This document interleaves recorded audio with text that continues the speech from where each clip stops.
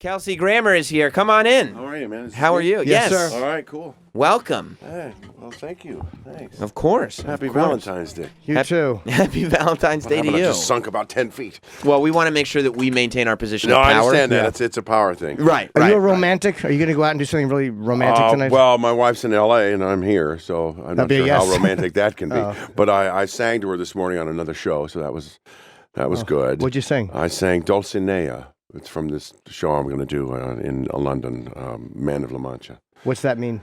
It means, song. it No, means- I know, it's just funny the way you Dulcinea is asked. just the name of a beautiful woman. Oh, okay. Like his dream woman. You know, it's a little embarrassing because we weren't going to ask you to sing that song, Right. but we You were. were going to ask me to sing This. the Cheers theme. No, I was gonna. What I was looking for was hopefully the score of the HMS Pinafore. Ah, well, I'd have to warm up a little more for that one. So you have like a legitimately good voice? Yeah. Okay, I you sing. Yeah. All right. There was a, Kelsey did, of course, Sideshow Bob on The Simpsons, and I was rewatching that bit last night, right? Yep. And I couldn't believe the balls on that show because in my mind, I'm like, yeah, of course I remember that moment. But they had the, I would say, courage to spend 2 minutes of the show going like, no, we're going for it. We're going to do little clips of everything from this musical that nobody who watches The Simpsons. Like the Gilbert and Sullivan Simpsons crossover is so It's pretty small. extraordinary, yeah. But right. like they did a full 2 minutes on it, Yeah. and it was perfection. We did opera too. We did what was it? The Festa de la Juba, the clown one. That was great Yes. too. Yeah, that was at La Scala. That was the whole idea. Now, would you show up and they would write stuff like this, knowing that this is perfect for your? I think so. Yeah. Yeah. That's I think I did one about a year ago, and that probably still hasn't been on air yet because it takes them about a year to put all the animation together. Mm-hmm. So I think there's one still in the can coming. But yeah, they'll call me once in a while and say, "We've got another one," and then one of the last ones that really surprised me was the one about Monsanto. He was suddenly working for Monsanto, and they were having like sort of crocodiles with like women's legs. It was very, very silly. Yeah. So, But perfect. yeah, Perfect. He's the guy. Did you know when they have this Sideshow Bob episode that is the Cape Fear episode? The one that we were pulling that from, where it is a Sideshow Bob episode on The Simpsons. Did you know this is going to be one of these episodes that people talk to me about A forever episode for the rest of my life? Casts a shadow through the universe forevermore. I did not know, but I always knew the character had already been pretty well established. The first time I played the role, which was I sang a Cole Porter song then, a friend of mine who was a professor in Evanston, Illinois, said, "You'll never guess what I saw this morning." It's the next day after the first time it aired. Mm-hmm. There was a giant mural painted of Sideshow Bob on the side of a dorm that said "Free Sideshow Bob." So he caught on pretty quick. Why did they cancel Boss? Boss, It was a successful show. It was a great show. You won a Golden Globe for it, right? Yeah, I did. There Yeah. was some personal stuff that happened that made it impossible for one of the guys who was a very important part of the show to come back the second year. And the guy that was paying the money took that personally, and we were canceled. Wow. Yeah, so. There was no way to fix it or to work around it? Well, or- we did work around it for a season, but then he had made up his mind, I'm killing this thing because he was just mad. Wow. So at this point in your career, I mean, as much stuff as you've done, especially in television, as much as you've done, are you prepared that like television is a fickle business and there are reasons like this that just come up and all of a sudden this thing that was amazing is now gone and on to the next one? That's the life. You never really anticipate it, but you always think that the knock's coming any minute to say, we're done. Right. So, you just Did you count figure your that blessings. out? Did you figure that? Because I mean, you're the beginning of you in television really is Frasier for the most part, right? Yeah, Is on you playing Cheers, that character. Cheers, yeah. So after you go through Cheers and then you go through Frasier, like your idea of television must be everything you do. You leave when you want to leave. Yeah, it's 10 yeah, episodes, 10 basically, you seasons go when and- you go. Yeah. No, you know what? We always have I got to try to express this the right way. But there's a sort of built-in understanding that your job is temporary, no matter what you're on. Even a television show, it can always get canceled.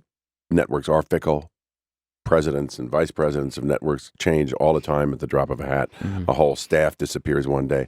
And so the decision-making process is out of your hands. So you have to have a kind of resilience, I guess, that just says, I'll get another job. I'll figure out another angle. Is the resilience part easier coming from a huge success or coming from something that wasn't as successful? I think it just has to be sort of built in because we're in the business of selling ourselves. Yeah. You learn very early on that it's not personal, even though it is. Right. You're selling yourself. I mean, the first time I auditioned 100 times the first year of my so-called focus on a career. I was 21 years old, and I didn't get a single job. What's the first thing you got? Candide at the Matunic Dinner Theater. I think Oh, it was live stuff. It's a summer stock. Matunic Summer Stock Theater, and I couldn't do that. I ended up doing Shakespeare instead in San Diego. What's the first thing that got canceled? It was after Frasier, or had you had anything that was canceled before? I think I'd never really done a series before I did Cheers. So after Frasier, I didn't. I'm trying to think. The next show I did was Back to You. And we went on the writer's strike, and then after that, they didn't want to keep doing it. Was that a hard call to get? Because you'd probably never gotten that call before, and it's the first time they tell you. Like, yeah. It was okay. It is what it is. It was okay. It's like, yeah, okay, I got it. That's fine. I had my heart attack then, too. That was pretty interesting. I just had a heart attack.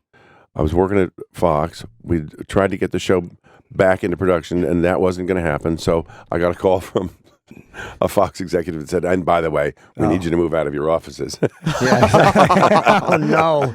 So it was the bat in 1,000. I was riding in a cab, in the back of a cab after leaving the hospital in Hawaii. You had a heart attack in Hawaii? Yeah, things were okay. Still, my life turned out fine. Yeah. A year later, I was married to a different woman, and I have 3 kids with her now, and things are really fantastic. Things are good right now. Yeah. What were you doing when you had your heart attack? What were you doing? I was paddle boarding, stand-up paddle, and I had done that thing, where you go down to about 20, 30 feet underwater and you lift up a stone and walk along the bottom of the... I never did that. Yeah, but it's in a couple of movies. Okay. But, it actually is a real thing. And then I paddled back, but it's one of those things. I stood up and I felt a little funny, and then I realized, oh, shit, I'm having a heart attack. That's, when you are having a heart, do you feel like in the moment, oh my God, what if this is it? Do you start going through those feelings, or do you just go, let's take care of this right now? Well, I was pretty calm about it. The only problem was there was an hour and a half wait for the ambulance because it's Hawaii. Oh my God. And that was a little disconcerting. I kept thinking, come on, shouldn't this guy be here by now? But I was in severe pain. You were. And but I just kept breathing deeply, and the actors, it's breathe, try to go with it, So, but I did say, I said a little prayer, don't show me anything. No funny lights, no nothing. Yeah. Let's get this over. Let's get this resolved, and I've got things I got to do. Were you tempted just to get yourself to, how far was the hospital? Like after 40 minutes, you're like, yeah. He said, "Give me a bicycle. I'll get down myself." Right. Let me paddle to the hospital at this point. Somebody sitting there holding my hand at that point, with my ex-wife screaming at me, and I said, "Okay, fine." But you kind of knew. What, you have tingling? You felt some tingling? Is that what happened? No, I felt dizzy, like a loss of consciousness, kind of. Yeah, so it just... And then the pain kicked in. You're like, okay, that's what this is. That's that. Yeah. Wow. Do you, when stuff like this happens, because you brought up, the acting exercises and just go with it. Right. Does training for the theater and the idea that we're doing this live, and no matter what happens, we have to stay in character, the show must go on, it could be a disaster, it could be the most mundane night ever, we're going to keep doing this. Does that now seep into your day-to-day life? I think so. This is just how I am? Yeah, you got to carry on. Yeah, you just keep going. Theater's a funny thing, though, because it's live. Mm-hmm. If something happens, which is, bound to happen once in a while anyway, going with it is probably more fun than pretending it's not happening. Right. So there's a weird thing that happens on a particular night in front of your 400 or 500, 600 seat house. Like, for instance, the light board went down when I was doing La Cage aux Folles. Everything went dark. And then they told us it's going to be 30 minutes before we can go again. Mm-hmm. So I said, okay, find me a house light, turn the house light on, and I'm going to sit on the edge of the stage and tell a joke. So that night became the night I told a joke in the middle of a show, and then then we finished the show. And so it's more fun to kind of just roll with whatever's happening because the audience always gets off on it. Yeah. Have you found people are getting ruder in audiences too with cell phones and with texting and all that stuff? Well, they do that announcement and somebody always misses, somebody always forgets, and then you usually just say, you want to answer that or not? Yeah. You just acknowledge it from the stage. And then it's done. Yeah. And you drop it so it doesn't really bother anybody. You wait. Right. Yeah. Did you ever worry when you started getting... I mean, and this is like one of the great problems to have in show business. But when you start getting really successful on television, do you start to go, oh, theater is what I loved doing before. I hope that people don't just start seeing me as a television actor. Oh, yeah. And I won't be cast on stage anymore. Look, great success in television tends to pigeonhole you. That's the way it is. Mm-hmm. I had that fear when I took the job on Cheers. I thought, well, TV especially show, in that era, right? Yeah, exactly. Yeah. Maybe I'm never going to do another thing, but hopefully this will turn into something that's a good career. And it did. That was great. But I always wanted to go do theater throughout, and I did manage to do that. So sometimes it wasn't very well received. I did Macbeth. And one of the reviewers said, "Is this a Frasier I see before me?" Oh no! Were you panned? Moron. Well, not exactly. No, but still, enough to have. Everybody had to take their shot. Sure, right. Because and they didn't want to separate you from Frasier. Nobody wanted to. So for a while, that's a little bit of an issue. But that changed when I did Boss, for instance. I mean, we quite deliberately set that show up to put the face in front of the camera. The first scene I appeared in was just me saying nothing. And a doctor, sort of delivering this death sentence. And then after about, a minute and a half of this bad news, he just stands up and says, "Thank you, doctor." And from that moment on, everybody was fine with, this is Tom Kane now. This is not Frasier Crane anymore. Right. So that really helped out. And since then, I've played a whole bunch of these other things. I'm doing this, Proven Innocent now, which is, he's kind of a bad guy who might be a good guy who's misunderstood. Right. And that's one of those villains with motive. Yeah, exactly. Yeah, with a heart. Plus, if you're successful on TV, doesn't that help with theater? Because they're all looking at who can sell tickets. So on Broadway, especially. Yeah, and you'll get a bit more of an opportunity to, be forgiven for your success. Do you get mad when you read bad? I mean, none of us like bad stuff, but I mean, when I don't tend to read them. You try not to. Yeah, I just walk away from it. If you have a really good friend that calls and says, "Oh man, sorry about the reviews," you say, "You know what? I don't need to ever hear from you again." Right. That's the end of that. Yeah, right. Because that's Guess the beauty that wasn't of it. a friend. Yeah. Well, it's hard I when can block live. numbers now. If it's live, it's hard because you have to go out and do it again. Like if it's a movie or a TV show, you're shot, well, it's done. But if you're to play, you're continuing to do. Yeah, You're like, that's true. You can kind of tell the next night if there's nobody there. I got to go out and do it Figure, again. well, I guess the reviews weren't very good. So what do you do to occupy yourself when you're not working? Because that's the problem that I think people run into. I know it's a problem that I run into, that when I'm not working, I have to go, like the instinct, right, is to go and look up your Twitter mentions, look up reviews, just look up, there's people talking about you. I'm not doing anything right now. Let me find out what they're saying. What do you do to distract yourself, for lack of a better term, Got it. from all that? It's not really my thing. Right. It may be generational. It wasn't around when I started, so I don't really It's not your turn instinct. to it. Yeah. Do you read? I do. I read a bit, and I've got kids.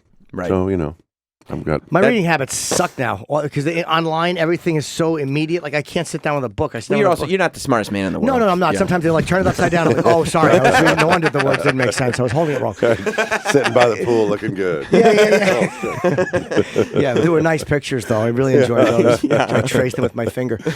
But you think your attention span is It's diminished? terrible. It's gotten horrible because of just this. Everything is just so fast. I can't concentrate. I think as an exercise, I think it's a good idea to grab like a classic novel, one of the famous ones, and just make yourself read it once in a while. And then, at first it's a little bit hard. It's challenging, but then you get into the language and you think, oh, no, I love this.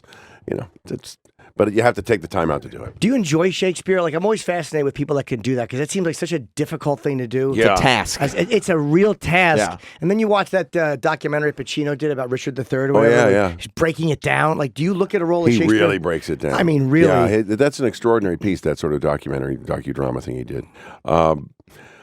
There's something that happens when you start to read Shakespeare. Usually when you're a young man, like maybe 13, 14, you read Julius Caesar or whatever it is in 8th grade. And that's kind of where it begins. you either get it or you don't. It seems really, really remote and removed from your experience at first, and then all of a sudden you go, wait a minute, that makes sense. And once that happens, the language doesn't seem so challenging, and then you kind of get through it. And then as an actor, you find out that when you're performing it, if you start to apologize for the language, and there's that sort of thing, actors do, oh, for the muse of fire. And you think, this is the worst shit I've ever heard. Yeah. If you get somebody who understands it, the power of the word is that you actually fly through it. You do it with a lot of pace. Suddenly, it's the first 10 minutes, the audience is sort of like, oh, I can't get this. And then there's that moment where they just sort of rise out of their seats and then they're in the show. And you think, but as long as you're playing up to the audience, you'll get them. Right. Because those stories are great stories. And those plays are the best plays ever written. And that language is the best language ever written. There's online you can find it was Brando doing, I guess it was Julius. He was playing Mark Anthony, Julius Caesar. Yeah, he actually did a great job in that. In the film. Fantastic. And you hear it. You get it. You're like, yeah, that's how he really talked. Like, it sounded like that's how he talked. Now, he didn't do it like the way you just do. Yeah, right. No, that crap. Yeah, nonsense. No, he was really good in that. And, the whole, when comes such another, that speech he does, is you just buy it. You realize it's contemporary as hell because the language is universal. Yeah. It's a good thing. Yeah. Have you really considered, every interview that you're doing right now to promote Proven Innocent is also, I feel like they're tackling on doing Frasier stuff and the idea that you're there's a bit of James Corden, that you guys are meeting with writers and there's volleying about ideas to I was gonna ask that, bring back Frasier. Yeah, there's like a double a layup for the Frasier idea. We've been kicking it around. I'm also kicking around the idea of another sitcom with a really well-known actor who's very famous, who, I think it's kind of a slam dunk that will sell this show. So, there's another couple of shows. I just can't talk about it yet. Alan Alda. Well, it starts with an A, but... Oh, okay. But so the idea really will be, I hope, to do that show and do an additional Frasier series on streaming, like Netflix or one of those outlets. Because they've got it. They've Frasier still... is in like the top 10 on Netflix, right? In and out, and you just think, wow, that's amazing. And so it's likely that's kind of where its new home would be. That's where people are still watching. Yeah. We were just talking about doing a Breaking Bad movie, and they're putting it on Netflix because Breaking Bad's audience is on Netflix right now. So it's like a little extra piece of material, right? Yeah. Do you like the idea of binge watching stuff? And it's so much different than all those shows you're doing. I have done it a little bit. We found a couple. My wife likes this Mrs. Maisel show. And that's really good. And, she'll go through 4 or 5 at a time. And I think that's kind of fun. And hit and run. I've never seen that. Is that based on anybody real? It's about a woman doing stand-up in the 50s? I think it's sort of derivative. Like it's not any one particular person. But, I always think of, oh, damn it, I'm going to forget her name. But she was fantastic. Joan Rivers? No, Moms the other Mabley. one. The first Sarah one. Silverman. Yeah, no, but go earlier. Oh, earlier? Phyllis Diller. Phyllis Diller. There it is. There we go. Yeah, Phyllis Diller is great. I actually have a little painting she did that she sent over to us called Martin Guards the Castle. And it's like a little hairy beast hiding in a cave. Why did Phyllis Diller make you a painting? I don't know. Kelsey's a good guy. I guess maybe she thought it was fun. She does. It's a nice thing. I'm not saying that in a shitty way. Like, what the fuck is that? It was a nice thing that she did. I guess maybe she liked the show. I don't know. Oh, it was for the show. Yeah. But Martin was the name of my dad in it, so maybe it just had a resonance for her. I don't know. Do you get tired of the Frasier questions? I know it was great for you, but no, it was a great show. Great show. I've never, to curse your own success is just idiotic. Yeah. Some guys do though. They don't want to hear about their own projects. Oh, that show killed me. Yeah, bull. But nobody ever succeeds after that, right? They go on thinking like, no, I want to talk about my new stuff, and you never hear from them again. And it's all you got to embrace the idea that you got there a certain way. Yeah. When I was on Cheers, the first year I got offered another show, and I thought to myself, well, this is stupid. Why would I do that? Yeah. These guys got me here. I'm gonna play out this hand. Yeah. And be respectful of the gift they gave me. So, right. Was it supposed to be like a 6-episode thing at first? Yeah, it's a short arc, and then they just thought, well, he's funny, and he makes shit funny that we didn't think was funny, and okay, let's keep him around. It became That's great. Yeah. That's Omar from The Wire. Same thing. It was supposed to be a 6-episode arc. Really? Yeah. He was supposed to be and people loved him so much that he just stayed through the whole series. Oh, that's cool. Did they tell you that you were going to stay for longer, or they just keep writing like one more episode? For the first year, they did that. And they said, well, come back for a couple more and blah, blah, blah. And then finally they said, now we're going to make you a regular. So that was a good day. When you do a show that's like based around, whether it's based around a radio studio or the new show is in a courtroom, obviously, do you start to feel after a certain number of episodes or a certain amount of time spent that like you're part of that world? Meaning, do you walk into a radio studio like, yeah, no, I know radio. I know about this stuff. I got this. No. You realize that that's not the way it's I a make-believe world? Yeah. It's like if somebody comes off stage after like doing a show, especially if it was a stage fight, they say, oh my God, I just disappeared. You think, no, you're nuts. You need to go to an insane asylum. Yeah. And please, I want you to be aware that you're acting when we're working, okay? But you do meet actors that will come off like a baseball movie and wear a baseball uniform for like the next year or two, and you're like, what are you doing, bud? You won't see much of them again. How scary is it to do a spin-off? Because spin-offs can be like yours, a major hit, or they can be like, Aftermath, not as good. Yeah, there's a certain amount of weight attached to it that maybe is fair or not fair. It's just you still just got to do the show you want to do. Frasier was just a good show in its own right with the pilot, and that helped. Did you know from the beginning, like, yeah, this is going to be good? Yeah.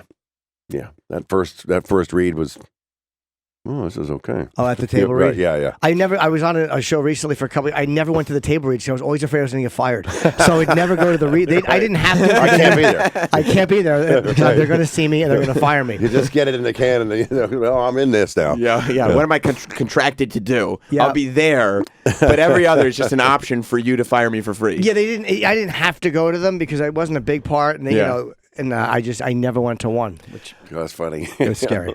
Does it surprise you what people grab onto, for example, not just the TV stuff, but and I don't even know if you were aware of it or maybe your kids became aware of it, but you going viral for falling off a stage. Yeah. Dear Lord. This is a video clip that has It's lived as long as these forever. Simpsons episodes. Like it becomes guy from Cheers, the guy from Frasier, Sideshow Bob, the guy from the stage. Yeah.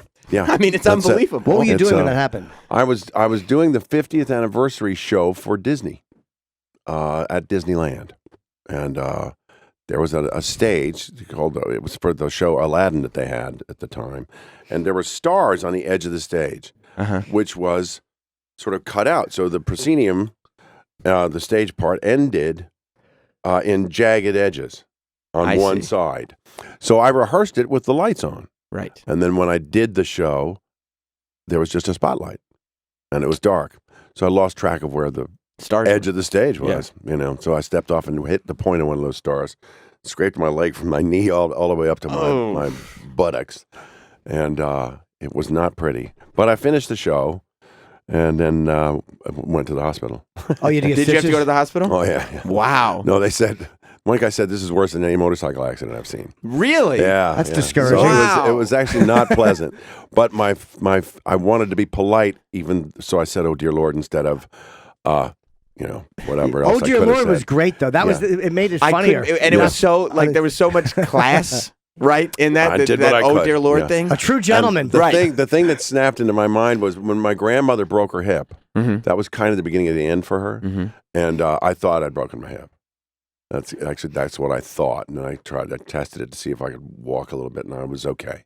And you're like, so okay, I'm all right. Good. I'll finish this. How long did it take you to get up and get back on the stage? It was about a minute. Oh, okay. You just kind of it wasn't too long. I just had to test it. Did you bleed through your pants or anything? Yeah. So you were. So you're doing this Disney thing, and there's blood on your pants, and wow, you are a hardcore guy. You do what you do. The show must go on. That's right. Exactly. Were you embarrassed or you didn't care?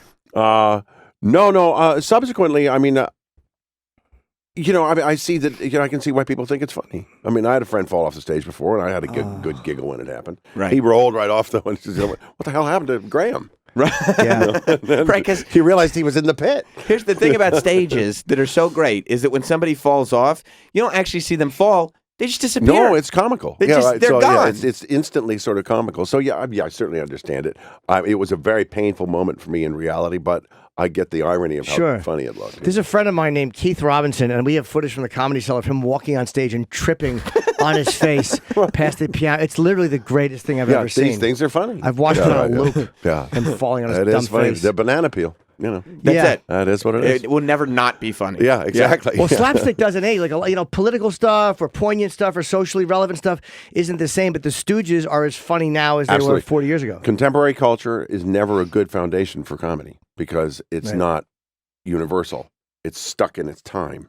So that there have been several shows that sort of relied on that. Which you watch them a decade later, you're like, yeah, what the hell? Yeah. What's this about? That's not even funny. Right. Yeah. As a stand-up, like Lenny Bruce, very influential, but his stand-up alone doesn't hold up. It doesn't hold up the way others guys, just because the times have changed. Well, he had such a focus on his sort of victimhood Yeah. all the time that it wasn't necessarily coming from a funny place. At the end, it wasn't. Yeah, when he was just reading court papers. Right. Yeah. I'm sorry, Lenny, but it got a little. He just wanted people to hear it. Yeah. Right. Yeah. And heroin didn't help. And I get it. Yeah. No, it just doesn't. And victimhood's boring. I mean, we've all been victimized by something. Some big part. Government's never fun. If you get on the wrong side of that equation, it sucks. Well, that's what I mean. Talk about like victimization and everything. Like, you've been on so many highs and lows in every aspect of life imaginable. How do you maintain right now? Because right now you just said you got the show coming out, premieres tomorrow night. You're happy in your family. Like, everything's good right now. But something's always going to happen. Right. And do you sit there aware of that moment, in fear of that moment, or do you just simply exist and go, it's good right now, just be right now? You do your best to stay in the time that you're in. Yeah. I think we all have paranoid fantasies. Mm-hmm. You think, oh, geez, something that could happen. Or something going on in the zeitgeist can suddenly bite you in the ass from 30 years ago, and you think, wait a minute. Right. This is crap. You don't want to live in that place. Right. But it's natural to wonder about it once in a while. This will not always be. I'm on a good run this year. We've had a great year. I miss my kids a little more because I've been so busy, and my wife a little more. But you know what? We'll be fine. I mean, the summer's coming. I'm not going to work during the summer. I'm going to take some time off, and we'll have a great time. I miss them more than anything. And there is something about going through shit that once you get out of it, you go, oh, I'm pretty sure I can survive anything. Yeah. It'll be fine. Yeah, It'll be fine. So you get over it. Yeah. Are you good at pulling yourself out of a spiral? Yeah. Like, there's something comforting sometimes about wallowing. It's a bad place to be, but it's that weird hormone your brain releases. Victimization can feel good. Right. Like when you're it's alone. Toxic, yeah, but I mean, good. It's very toxic when you're just sitting there going, oh, I'm garbage. It's like there's something comfortable about it. Yeah. Yeah, right. That old joke about living in shit. Yeah, I know. You spend a lot of time there, Jim? I certainly do, yeah. Are you good at pulling yourself out of it? Yeah. Yeah, there's it's a little corny, but there's a poem from years ago that had a line, stagger onward rejoicing. That made sense to me. You get up, you go. No matter what's going on. And be thankful for what you got for this life,